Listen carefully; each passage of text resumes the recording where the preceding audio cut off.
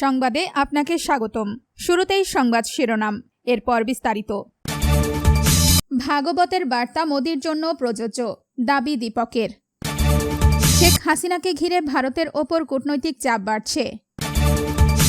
শেখ হাসিনাকে নিয়ে কি দিল্লির অস্বস্তি বেড়েছে? দিল্লিতে হাসিনার বক্তব্য নিয়ে যা বলছে ভারত। আপনি যদি মুসলিমদের পাশে থাকতে চান তাহলে ভিডিওতে লাইক করে চ্যানেলটি অবশ্যই সাবস্ক্রাইব করে দিবেন। এখন বিস্তারিত। ভাগবতের বার্তা মোদির জন্য প্রযোজ্য, দাবি দীপকের। রাষ্ট্রীয় স্বয়ংসেবক সংঘের প্রধান মোহন ভাগবতের সাম্প্রতিক এক মন্তব্যকে সামনে রেখে ভারতের রাজনৈতিক অঙ্গনে নতুন আলোচনা শুরু হয়েছে।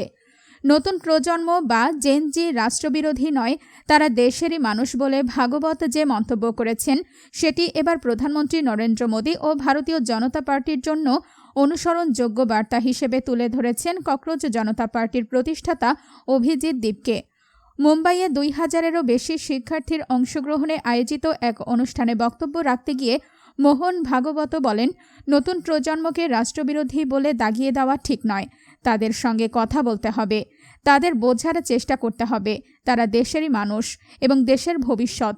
ভাগবতের এই বক্তব্য প্রকাশ্যে আসার একদিন পর বার্তা সংস্থা ANI-কে দেওয়া সাক্ষাৎকারে অভিজিৎ দীপকে বলেন, গতকালের বক্তব্যের সবচেয়ে গুরুত্বপূর্ণ অংশ ছিল জেনজিকে রাষ্ট্রবিরোধী বলা উচিত নয়।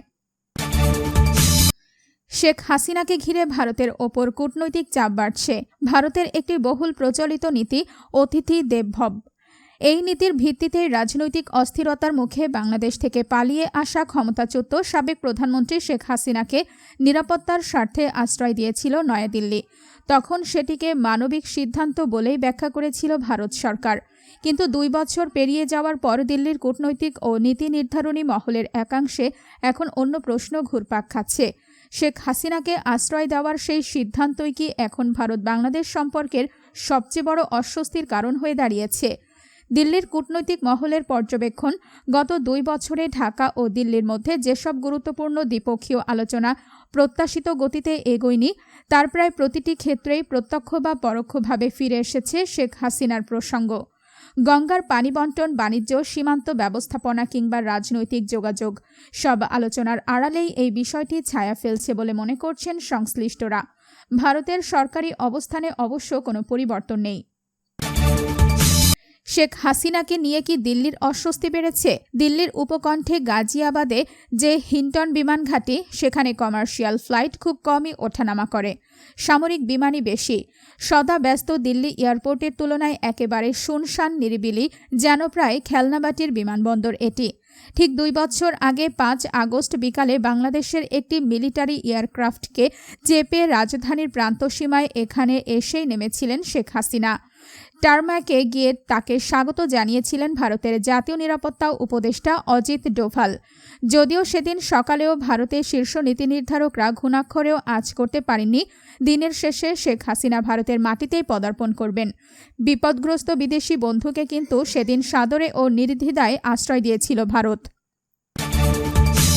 দিল্লিতে হাসিনার বক্তব্য নিয়ে যা বলছে ভারত। দিল্লিতে অনুষ্ঠিত সংবাদ সম্মেলনে বাংলাদেশের ক্ষমতাচ্যুত প্রধানমন্ত্রী শেখ হাসিনার দেওয়া বক্তব্যের সঙ্গে ভারত সরকারের কোনো সম্পর্ক বা সমর্থন নেই বলে জানিয়েছেন ভারতের পররাষ্ট্র মন্ত্রণালয়ের মুখপাত্র রণধীর জয়সওয়াল।